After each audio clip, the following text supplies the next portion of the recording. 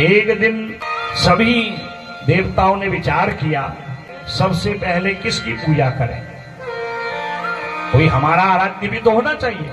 वैसे तो भगवान शिव और पार्वती से बढ़ के कोई नहीं है, परंतु सर्वप्रथम पूजा किसकी की जाए,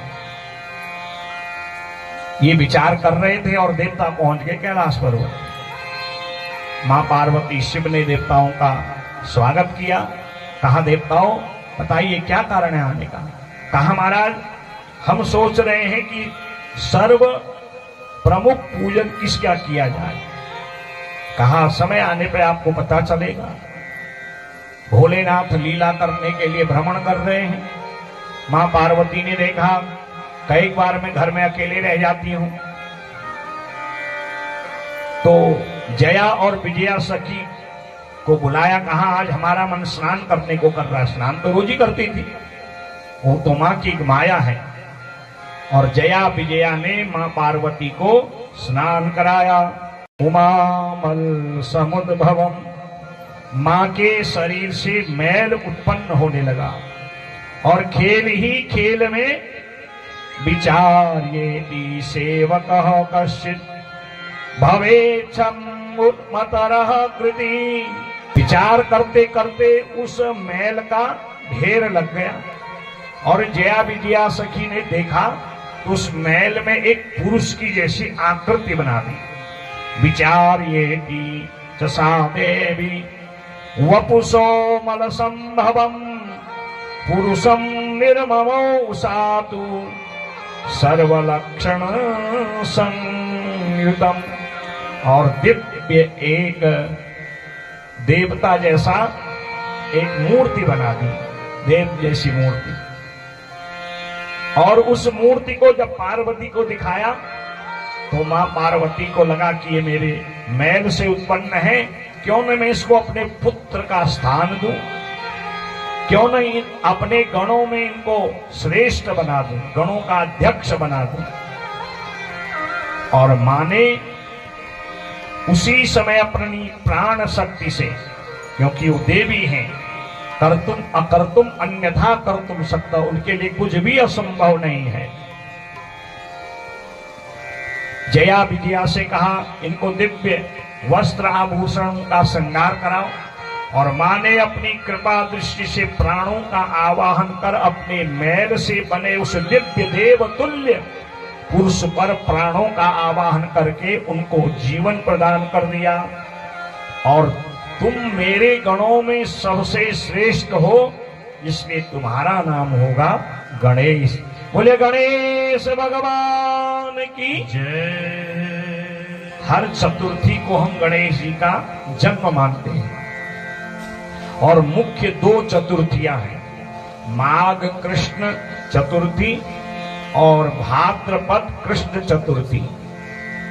एक चतुर्थी को भगवान गणेश जी का मां पार्वती के मैल से प्राकट्य हुआ, उनको जीवन मिला। और आगे आप कथा सुनेंगे कि क्रोध में भगवान शंकर ने उनका मस्तक काटा और पुनर् उनको जो है जीवन दिया हाथी का सर लगा कर। इसलिए दो चतुर्थियां गणेश पूजा के लिए अत्यंत श्रेष्ठ हैं। और मां ने जैसे ही प्राणों का आह्वान किया और वह पुरुष, वह जो बालक है, उसके मुंह से पहला शब्द ही मां निकला। और मां ने उसको हृदय लगाया और कहा, मत पुत्रस्त्वं मदीयोऽसि नान्यः कश्चिद्दिहास्ति मे एव मुक्तः स पुरुषो नमस्कृत्य शिवां जगौ। हृदय से लगाया, दिव्य श्रृंगार कराया।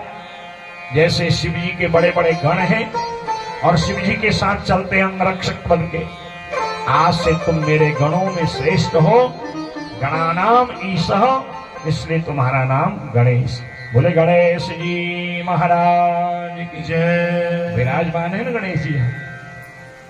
तो गणेश जी कहते हैं, किम कार्यम वितेत्यो करवाणि तवोदित्वम। मां, आपने मुझे अपना पुत्र माना है, अब मुझे आपके लिए क्या करना है। कहा, तुम हमारे मुख्य द्वार पर एक मूसल लेकर के हाथ में खड़े रहो, मुदगर लेकर के, और बिना आज्ञा के किसी को अंदर मत आने देना। अब स्त्री है, कब किस स्थिति में रहती हैं, तो भाई संकेत करके अंदर जाना चाहिए। इसलिए जो भी आएगा तुम्हारी आज्ञा से आएगा, जिसको तुम आज्ञा न दो वो भी अंदर नहीं आ पाएगा।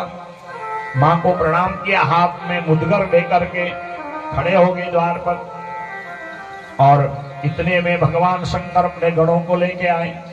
गणेश जी ने अपना मुदगर लगा दिया। भाई कौन हो? कहा मैं पार्वती का बेटा हूं, हमें जाने से क्यों रोकते हो? मेरी मां की आज्ञा है। भगवान शिव ने बहुत समझाया, बच्चा है, कभी कभी बाल हट भी देखी जाती है, और भगवान शिव कहते मूर्खोषि तुम न जानासी शिवोहम गिरिजापति स्वगृहम या मेरे बालो निषेधसी कथम हिमा। अरे मूर्ख, जिसको तू मां कह रहा है गिरिजा पार्वती, वो मेरी पत्नी है, और तू मुझे मेरे ही घर में आने से रोक रहा है। कहा मेरी मां ने तो ऐसा मुझे बताया नहीं। कहा अगर नहीं बताया मैं बता रहा हूं ना, मुझे जाने दो। भगवान को अंदर जाने से गणेश जी ने रोक दिया।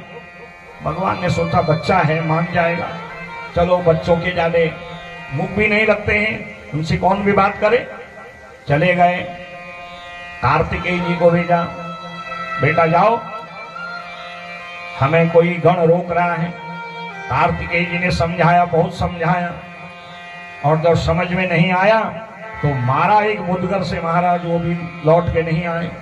नंदीश्वर गए, वीरभद्र गए, भृंगी श्रृंगी, एक एक करके जब सारे गण गए, और गणानाम विवाद, भयंकर गणों के साथ विवाद होने लगा।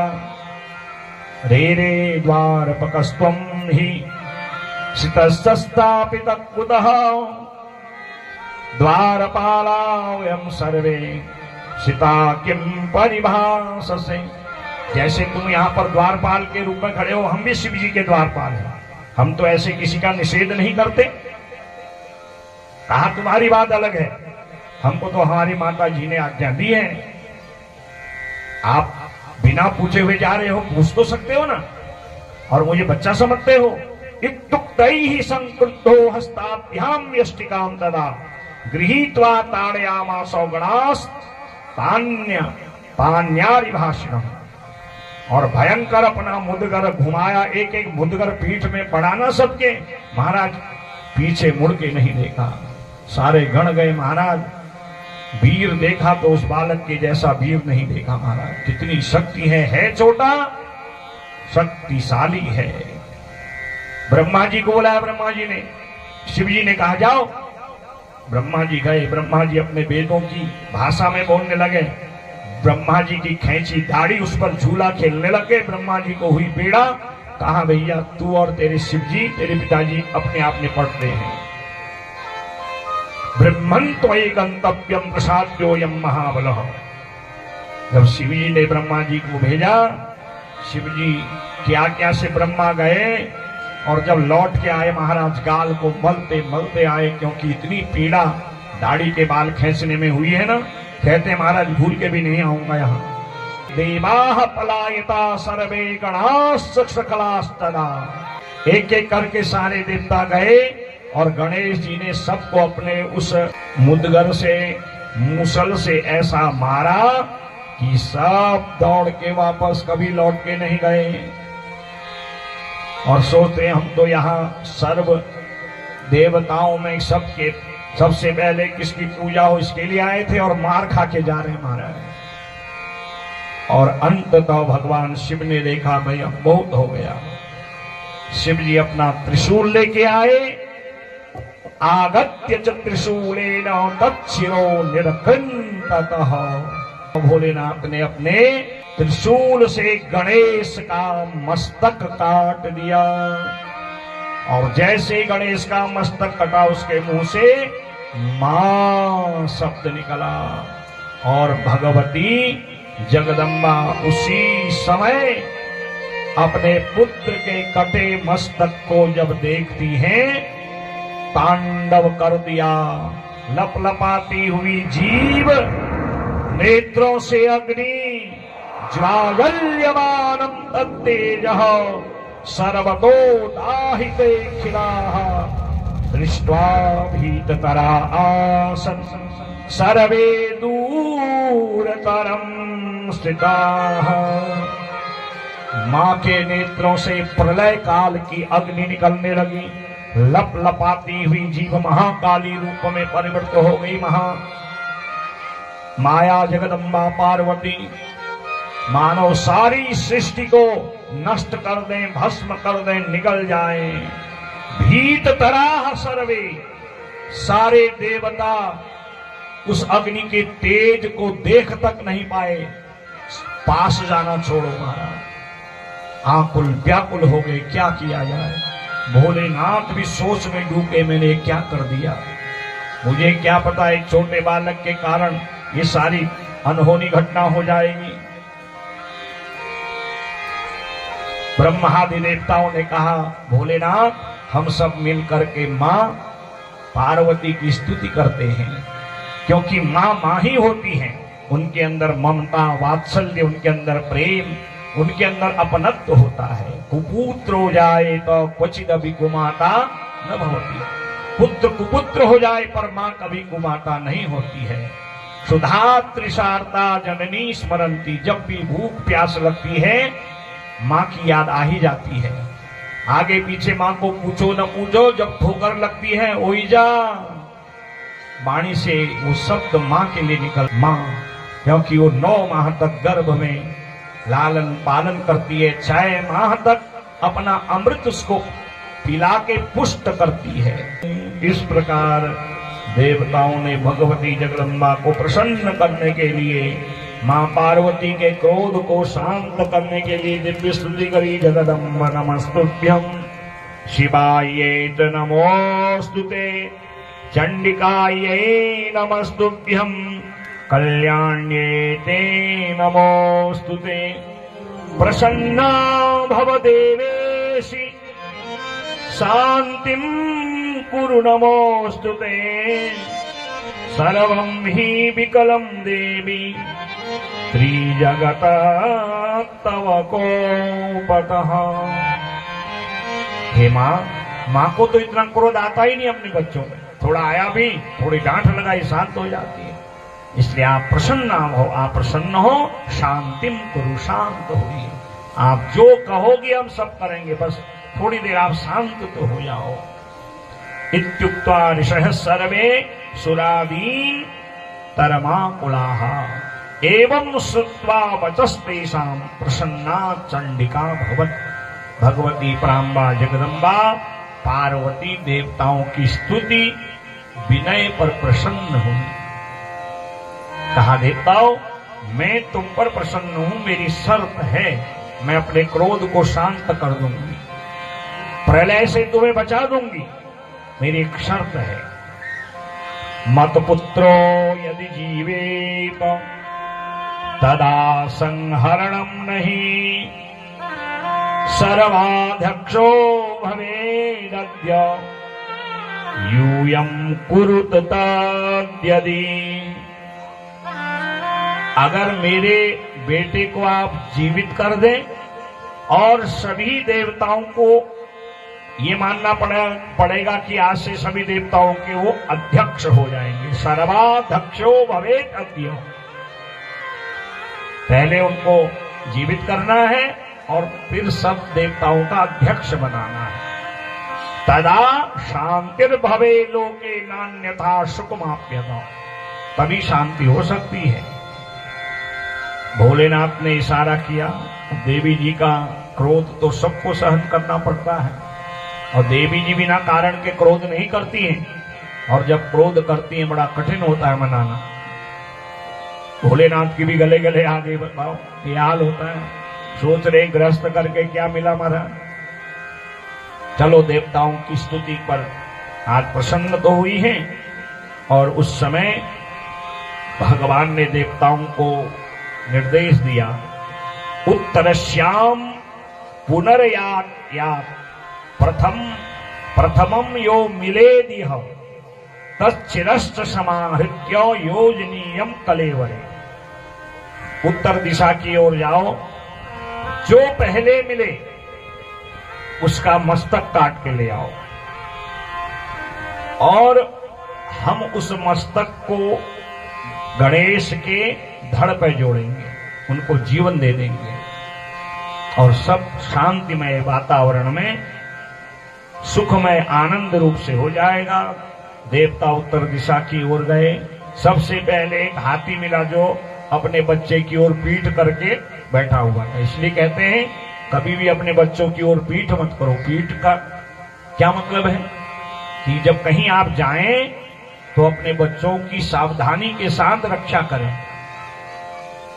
पुरानी माताएं पहले जब बच्चे छोटे छोटे होते थे बहू को मायका नहीं जाने देते थे और अक्सर होता था कि बच्चे को चोट वोट जरूर लग जाती थी, क्योंकि वहां कोई चाची है, कभी ताई है। वो सब गपसपों में पुरानी यादों में बच्चे हैं वो तो खेलते कूदते हैं, कहीं चोट पटंग लग गई। तो ये कथाएं हैं, देखिए छोटे छोटे जो है जीवन को जीने के सूत्र हैं, कैसे हमें अपने गृहस्थ धर्म का पालन करना चाहिए, बच्चों का संरक्षण करना चाहिए। कहीं भी जाओ इतने जो है बेफिक्र होके मत रहो कि आपको अपनी जिम्मेदारी ही याद ना आए। अपने बच्चों का ध्यान देना चाहिए, नहीं तो यही होगा। इस हाथी ने अपने बच्चे की ओर पीठ की थी, देवताओं को उस हाथी पर ही अपना पहला अधिकार लगा और ले आए, मस्तक काट के गणेश जी के धड़ पर जोड़ दिया।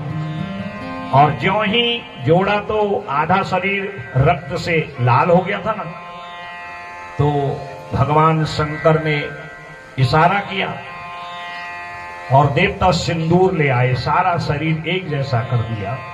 आनने तव सिंदूरम दृश्यते सांप्रतम यदि तस्मा त्वं पूजनीयोऽसि सिंदूरेण सदा नरैः। और उनके मस्तक में सिंदूर डाला और कहा आज से गणेश जी की पूजा में ये सिंदूर परम आवश्यक होगा। और भगवान महामृत्युंजय हैं, कर्तुम अकर्तुम अन्यथा कर्तुम सक्तः, जो असंभव को संभव कर दे वो है भगवान। और मृत्युंजय महादेव शिव ने कृपा दृष्टि से गणेश को पुनर्जीवन प्रदान कर दिया। बोले गणेश जी महाराज की। और कहा आज से आप सभी गणों के देवताओं के अध्यक्ष हैं, इसलिए आपका नाम गणाध्यक्ष होगा। बोले गणाध्यक्ष भगवान की। अनेक नाम पड़े गणेश जी के। और हाथी का मस्तक आपके धड़ पे लगा है, इसीलिए आपका नाम गजानन होगा। बोले गजानन भगवान की जय हो। और जो आपका विधिवत पूजन करेगा, अस्मिन्नेव पर पूजते देवा पर पूजा कृता यदि तदा तत्फलहानि स्यात् नात्र कार्या विचारणा। कोई भी मंगल कार्य करेगा, वो कितना ही देवों का पूजन कर ले, सब कर ले, अगर गणेश आपका पूजन नहीं करेगा तो उसकी सिद्धि नहीं होगी। तुम्हारा पूजन करते ही बड़े बड़े विघ्न दूर हो जाएंगे, इसलिए आपका एक नाम विघ्न हरण भी होगा। बोले विघ्न हरण भगवान की जय। त्वन्नाम विघ्नहर्तृत्वे श्रेष्ठं चैव भवत्विति मम सर्वगणाध्यक्षः सम्पूज्यस्त्वं भवाधुना। आज से मेरे नंदीश्वर, भृंगी आदि सभी गणों में तुम प्रथम पूज्य और सबके अध्यक्ष होगे, इसलिए तुम्हारा नाम गणाध्यक्ष भी होगा। तुमको जो दूरवा से 21 कोमल कोमल दूर्वा एक एक मंत्र से जो चढ़ाएंगे। गणाधिप नमस्तेस्तु, उमा पुत्र नमस्तेस्तु, अगनासन नमस्तेस्तु, विनायक नमस्तेस्तु, ईश पुत्र नमस्तेस्तु। ऐसे जो 11 मंत्र हैं, इन मंत्रों से गणेश जी में 2-2 दूर्वा चढ़ाना चाहिए। अंतिम नाम में कांडात प्ररोहंती मंत्र से 1 दूर्वा चढ़ाएं। इसलिए दूर्वा तुमको बहुत प्रिय होगी। एक दिन क्षति के नेव पूजयेत प्रतिमाम स्थिता। अब गणेश पूजा के लिए पंडित जी कहते हैं कि दूबा लेके आओ, हम जैसे किसी गाय बछिया को घास खिलाने होगी ऐसे ले आते हैं। दूर्वांकुर होना चाहिए, अंकुर हो बढ़िया, एक ही साइज का हो, और अपने और मुख करके तब गणेश जी को 2-2 दूर्वा एक एक चावल चढ़ाना चाहिए। दूर्वा भी पूजनम कार्यम उपवास तथा विधा। गणेश जी को मोदक, दूर्वा, सिंदूर सबसे ज्यादा प्रिय है। सबके अपने अपने फेवरेट होते हैं ना, तो गणेश जी को मोदक, सिंदूर और दूर्वा बहुत प्रिय है। और हमारे पहाड़ों में तो कोई भी कार्य करना होता है, पलिपुनी ने गणेश में दूध धर दी। जहां गणेश जी में दूर्वा रखी नहीं, गणेश जी की ऐसी मंगलमय कृपा होती है, सारे विघ्न दूर हो जाते हैं। और विधिवत जो चतुर्थी के दिन तुम्हारा पूजन करेगा, माघ कृष्ण चतुर्थी और भाद्रपद कृष्ण चतुर्थी, एक दिन आप गणेश जी आप एक दिन पार्वती के मैल से उत्पन्न होकर गणेश नाम से प्रसिद्ध हुए थे, और अगली ही चतुर्थी को आपके मस्तक को काट के हमने पुनः आपको जीवन दिया। चतुर्थ्याम त्वं समुत्पन्नो भाद्रमासे गणेश्वर, असितेत त्वया पक्षे चंद्रस्योदयने शुभे। और भाद्र कृष्ण चतुर्थी को आपका जन्म हुआ, और जिस समय चंद्रमा उदय हो उस समय गणेश चतुर्थी में गणेश जी का विधिवत पूजन करना चाहिए, और चंद्रमा को दूध की धार देना चाहिए। ऐसे जो विधि पूर्वक ध्यान, आवाहन, वाद्य, अर्घ, पंचामृत, वस्त्र, यज्ञोपवीत, चंदन, अक्षत, पुष्प, पुष्पमाला, दूर्वा, सिंदूर, धूप, दीप और नैवेद्य में मोदक और पान सुपारी, दक्षिणा और ओम गं गणपतये नमः, इस मंत्र से विधिवत गणेश जी का पूजन करते हैं। गणेश जी के नाम से बड़े बड़े विघ्न, बड़े बड़े अमंगल दूर हो जाते हैं। आइए, सुंदर गणेश जी का जन्मोत्सव है, शिव पुराण के माध्यम से। जय गणपति वंदन गणनायक, जय गणपति वंदन गणनायक। तेरी छवि अति सुंदर सुखदायक, तेरी छवि अति सुंदर फलदायक।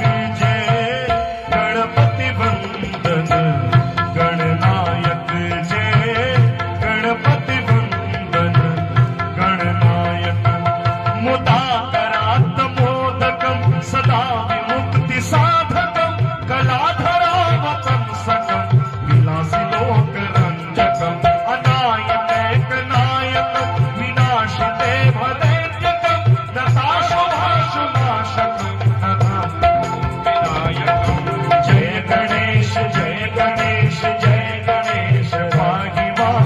जय गणेश, जय गणेश, जय गणेश रक्ष मां। जय गणेश, जय गणेश, जय गणेश पाहि मां।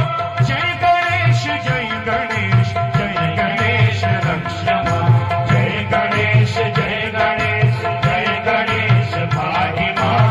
जय गणेश, जय गणेश, जय गणेश रक्ष मां। न ते तराति भीकरं नवोदितार भास्वरं, न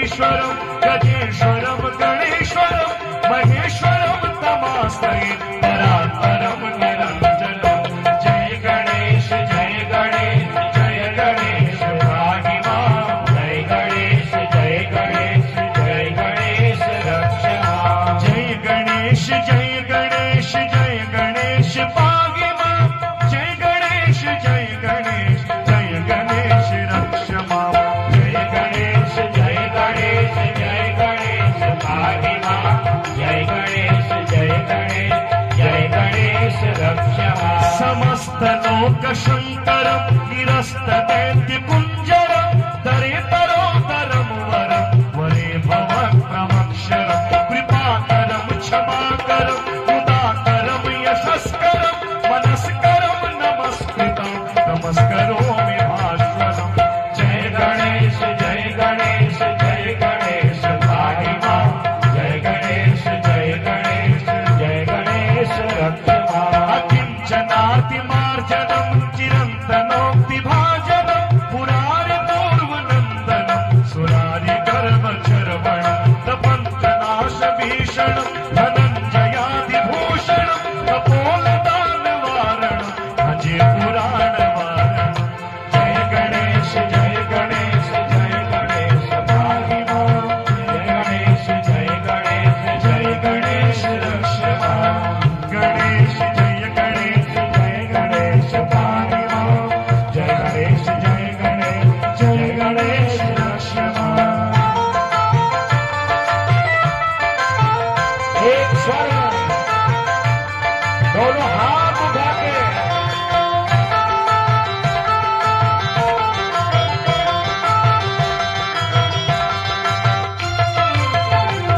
नितांत कांत दंत कांति मंत कांति कात्मजम् अचिंत्य रूप रूपमन्तहीन मंत कंतकम् निरन्तरे निरन्तरं वसन्तमेव योगिनां तमेकदन्तमेव तं विचिन्तयामि सन्ततम्। जय गणेश जय गणेश जय गणेश पाहि मां। जय गणेश जय गणेश जय गणेश रक्ष मां। जय गणेश जय गणेश जय गणेश पाहि मां। जय गणेश जय गणेश रक्ष मां। गणेश जय गणेश पाहि मां। जय गणेश जय गणेश रक्ष मां। जय गणेश जय गणेश पाहि मां। जय गणेश जय गणेश रक्ष मां। जय गणेश जय गणेश पाहि मां। जय गणेश जय गणेश रक्ष मां। जय गणेश पाहि मां। जय गणेश रक्ष मां। बोले गजानन भगवान की जय। गणाध्यक्ष भगवान की सिद्धि विनायक भगवान की बड़ी दिव्य स्तुति है। इसको गणेश पंचचामर स्तोत्र कहा जाता है और जो इस गणेश स्तोत्र का पाठ करते हैं उनके जीवन के सारे विघ्न दूर हो जाते हैं। यात्रा काले च पुण्यवाहेय यह शृणोति समाहितः सदा मंगल संयुक्तः स भवेनात्र संशयः। मंगल यात्रा हो, घर में विवाह हो, बहुत बड़ा उत्सव यज्ञ आदि हो और शुभ कार्य हो, गणेश जी के पावन नाम को जो अपनी वाणी से गाते हैं, अगर कुछ भी नहीं आता, ओम गं गणपतये नमः, ये गणेश जी का मूल मंत्र है। या एकदंताय विद्महे वक्रतुंडाय धीमहि तन्नो दंती प्रचोदयात्। गणेश जी हमें सत्कर्मों की ओर प्रेरित करें और हमारा जीवन में मंगल करें। गणेश जी की अनेक स्तुतियां हैं। प्रातः काल गणेश जी के पूजन में हम निरंतर अलग अलग स्तुतियों के द्वारा उनको प्रसन्न करते हैं।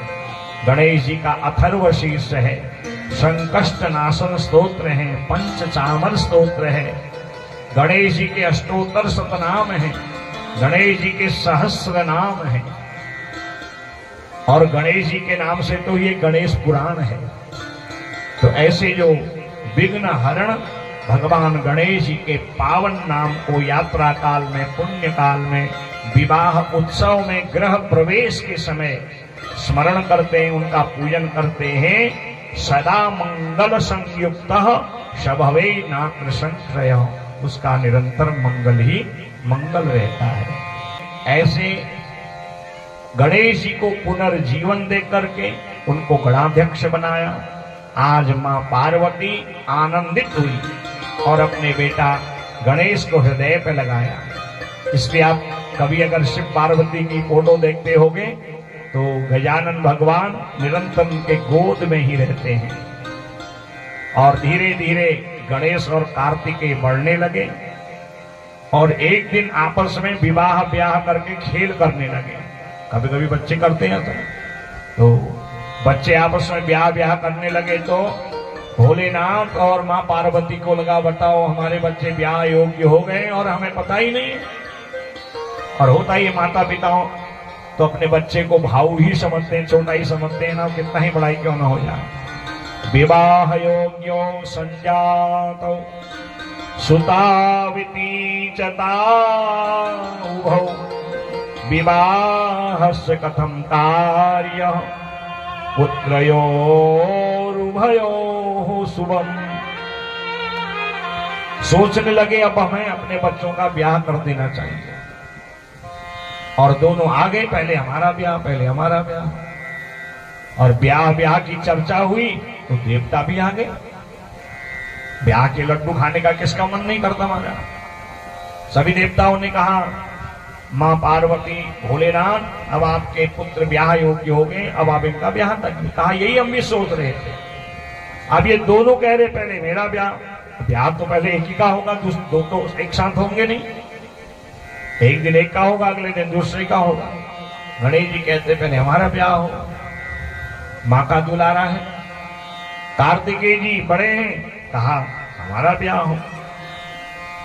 षण्मुखस्य प्रियतमो गणेशस्य तथैव च तदिच्छा विवाहार्थं बभूव तुरथो मुने। तो उस समय निर्णय लिया गया कि आप लोग विवाद मत करो, ब्याह दोनों का होगा, पर पहले ब्याह उसका होगा जो पृथ्वी की पहले परिक्रमा करके लौट आए। यस्यैव पृथिव्या सर्वा क्रांत्वा पूर्वमुपाव्रजे तस्यैव प्रथमं कार्यो विवाहः शुभलक्षणः। सभी देवताओं ने निर्णय दिया, भोले बाबा मां पार्वती ने, कि जो पृथ्वी की पहली परिक्रमा करके आए उसका ब्याह पहले होगा। दोनों पुत्रों ने माता पिता को प्रणाम किया। कार्तिकेय जी के वाहन मयूर हैं। कार्तिकेय जी मयूर में बैठे और पृथ्वी की परिक्रमा पे निकल गए। अब गणेश जी लड्डू खा खा के, एक तो उनका पेट बड़ा, क्योंकि जो व्यक्ति मीठा ज्यादा खाता है और बैठे ज्यादा रहता है तो उसका पेट निकल ही आता है। इसलिए उनका एक नाम है लंबोदर। बोले लंबोदर भगवान की। और मस्तक है हाथी का, चलने में भी कठिनाई। और वाहन है मूषक। जहां भी सर्प आदि को देखें महाराज बिल में घुस जाएं। अब ऐसे कैसे परिक्रमा होगी। तो सिर खुजलाने लगे। माता पिता कहते हैं ऐसे नहीं, शर्त का पालन तो करना पड़ेगा। गणेश जी का यही तो सोच रहा हूं कि कैसे होगा, और ब्याह तो मेरा ही पहले होगा। फिर विचार किया, याद किया, माता पिता के चरणों का ध्यान किया। देखिए कभी जीवन में कोई समस्या आवे तो अपने माता पिता, अपने गुरु और अपने इष्ट के चरणों का ध्यान करिए। मैं जब कभी कभी कथा करता हूं, होता है कभी कथा करते करते प्रसंग चलते हैं तो कभी कभी प्रसंगों में विस्मरण होने लगता है। अरे महाराज है तो मनुष्य का ही दिमाग। तो कथा के बीच में अपने गुरुदेव भगवान के चरणों का स्मरण करते हैं तो फिर वो सब याद आने लगता है, कहां से चला है, किधर को जाना है। ये होती है बंदौ गुरु पद पदुम परागा सुरुचि सुवास सरसी अनुरागा। जिनके अपने गुरुदेव भगवान के चरणों में प्रेम होता है, उनके जीवन में कभी विषम परिस्थितियां नहीं आती, उनके सारे संशय दूर हो जाते हैं। मैं आपको जो सुना रहा हूं ये मैं थोड़ी सुना रहा हूं, ये मेरे पूज्य गुरुदेव भगवान मेरी बुद्धि में विराजमान होकर वाणी रूप में एक कथा को सुना रहे हैं। अब गणेश जी सोचे क्या करें।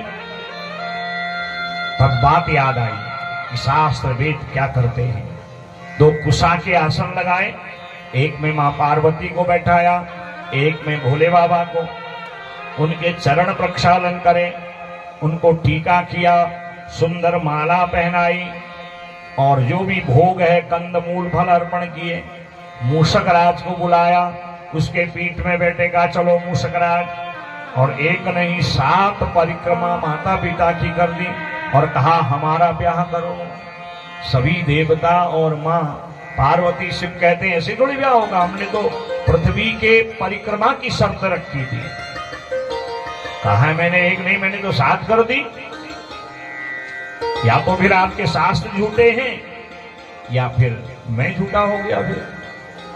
क्योंकि शास्त्र कहते हैं पित्रोस पूजनम कृत्वा प्रकांति च करोति यः तस्य वै पृथ्वीजन्यम फलम भवति निश्चितम।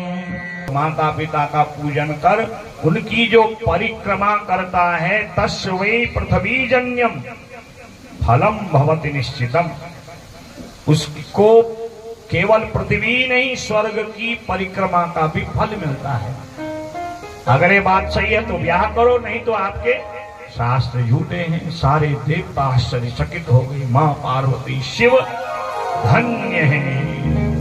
इदम सन्निहितम तीर्थे सुलभम धर्म साधनम पुत्रस्य च स्त्रियाश्चैव तीर्थम गृहेश शोभनम। शुक्राण में स्वयं ब्रह्मा जी कह रहे हैं कि पुत्र संतान के लिए सबसे बड़े तीर्थ कोई है तो माता पिता हैं। और गणेश जी ने इस बात को पुष्ट किया है। सब देवता कहते हैं मां हे बाबा आपका जो ये बेटा है बहुत छोटा जरूर है पर इसकी बुद्धि बड़ी विलक्षण है, इसलिए आज से ये बुद्धिदाता भी कहे जाएंगे। और आज इन्होंने अपनी बुद्धि और पराक्रम के द्वारा शास्त्र की बातों को सिद्ध कर दिया, इसलिए आपको इनका ब्याह करना चाहिए। विश्वरूप प्रजेयस्य दिव्य रूपे सुते उभे सिद्धि बुद्धि ख्याते सुबरे सर्वांग शोभने। प्रजापति विश्वरूप की 2 बिटियां हैं सिद्धि और बुद्धि। विधिवत सिद्धि बुद्धि का ब्याह गणेश जी से कर दिया। बोले सिद्धि बुद्धि विनायक भगवान की। और महाराज खूब उत्सव हुआ, सबने लड्डू खाए। अब कई लोग ऐसे होते हैं लड्डू खाते भी हैं, 2-4 सुना भी जाते हैं। उनमें एक जो है नारद जी थे, लड्डू भी खा गए, बधाई भी दे गए, लिफाफा भी ले गए और ढूंढते खोजते कार्तिकेय जी से मिल भी गए। कार्तिकेय जी लौट रहे हैं, बड़ा प्रसन्न हो रहे हैं। भाई कहां जा रहे हो? मैंने पृथ्वी की परिक्रमा कर दी है और अब घर जाऊंगा, मेरा ब्याह होगा और आपको भी लड्डू खिलाऊंगा। नारद जी कहते हैं तू लड्डू जब खिलाएगा तब खिलाएगा, मैं तो लड्डू खा के आ रहा हूं। किसके ब्याह का? तेरे भाई के विवाह का। सिद्धेर गणो सपत्न्यास्तु क्षेमनामा सुतो भव बुद्धेर लाभा विदः पुत्र आसीत परम शोभन। ब्याह तो तेरा होगा, लड्डू तो खिलाएगा, परंतु मैं तेरे छोटे भाई के ब्याह का लड्डू खा के आ रहा हूं। और इतना ही नहीं, उनके 2 ब्याह हुए हैं, सिद्धि और बुद्धि। और सिद्धि से क्षेम नाम के शुभ नाम के पुत्र का जन्म हुआ और बुद्धि से लाभ नाम के पुत्र का जन्म हुआ। गणेश जी के 2 पुत्र हैं, 2 पत्नियां हैं। सिद्धि बुद्धि 2 पत्नियां, क्षेम और लाभ 2 पुत्र हैं। मैं तो इतने सारे लड्डू खा के आ रहा हूं और तेरे भाई गणेश ने अपनी बुद्धि के द्वारा सभी को आश्चर्यचकित कर दिया, सारी बात बताई। कार्तिकेय जी सोच में डूब गए, मेरा छोटा भाई इतना बुद्धिमान और अपनी बुद्धि से सबको जीत लिया। और सब देवताओं ने निर्णय भी दे दिया कि जिनके अंदर इतनी बुद्धि है आज से सर्वप्रथम पूजा भी उन्हीं की होगी। बोले गणेश भगवान की जय। और कार्तिकेय जी कहते हैं मैं पराक्रम अपनी ताकत का परिचय दे रहा था, ताकत से ज्यादा बुद्धि काम आती है। जैसे ही गणेश जी ने अपनी बुद्धि से माता पिता को प्रसन्न किया, अब मैं घर लौट के नहीं जाऊंगा, कैलाश नहीं जाऊंगा, और वहीं से जगाम पर्वतम क्रौंचम पितृभ्याम वारितो विशन वारणे च कृते त्वद्य गम्यते च कथम त्वया। गणेश जी को, नारद जी को प्रणाम किया और वहां से सीधे दक्षिण भारत की ओर गए। क्रौंच पर्वत जो आंध्रा में है, हैदराबाद के पास, और उस क्रौंच पर्वत में तप करने लगे और कहा मेरे अंदर जो तप है उसका ये प्रभाव होना चाहिए कि मैं अपने माता पिता को प्रसन्न करूं, वो मेरे से मिलने यहां आए। इतना कठोर तप किया। तन्नाम सुबधम लोके प्रसिद्धम भुवनत्रये। और उस क्रौंच पर्वत में बैठे कार्तिकेय जी ने जो तपस्या की, उस तपस्या से प्रसन्न होके मां पार्वती और भगवान शिव क्रौंच पर्वत गए हैं।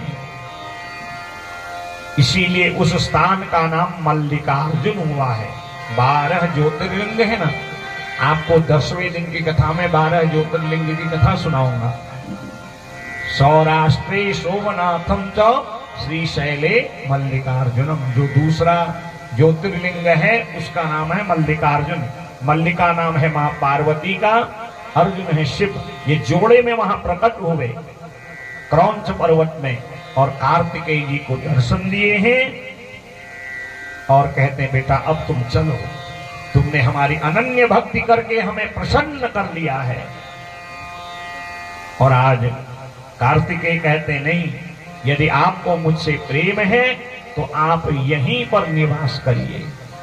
तो भोलेनाथ तो वहां ज्योतिर्लिंग में विराजमान है आज तक, और नाम है मल्लिकार्जुन। बोले मल्लिकार्जुन महादेव की जय। हर हर हर महादेव।